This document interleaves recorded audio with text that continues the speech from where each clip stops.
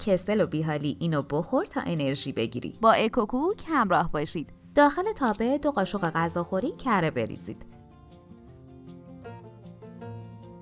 وقتی آب شد یه پنس نمک، نصف قاشق چایخوری پودر هل و دارچین بریزید.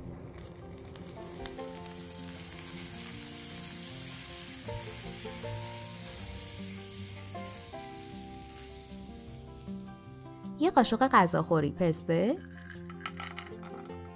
یه قاشق غذاخوری فندق، یه قاشق غذاخوری بادام درختی، 2 قاشق غذاخوری بادام زمینی اضافه کنید و کمی تفت بدید.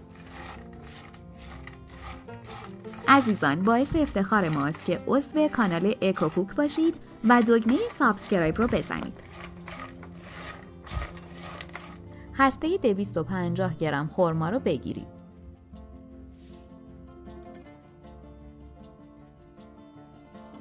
به تابه اضافه و مخلوط کنید.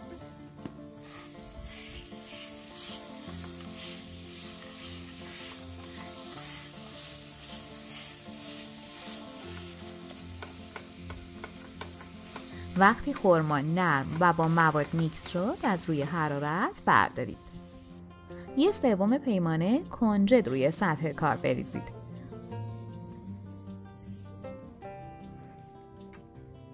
خرما و مغزیجات میکس شده رو روش بذارید. رول کنید.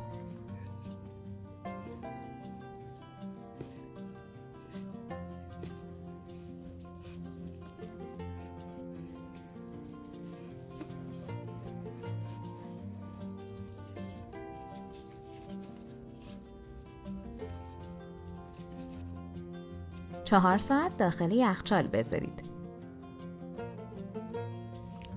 کپسول های کاغذی رو کمی فرم بدید تا دیوارش کوتاه‌تر بشه.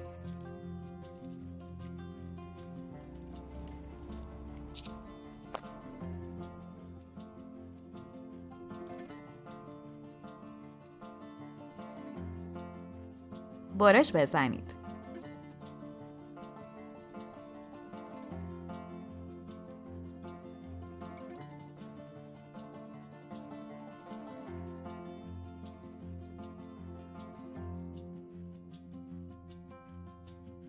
داخل کپسولی که بهش فرم دادید بذارید.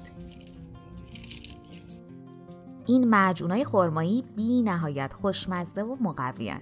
نوش جان. اگه از این آموزش خوشتون اومد، باید بگم که ویدیوهای جالبتری هم توی کانالمون داریم که حتما باید ببینید. لطفاً برای حمایت از ما لایک و سابسکرایب رو فراموش نکنید.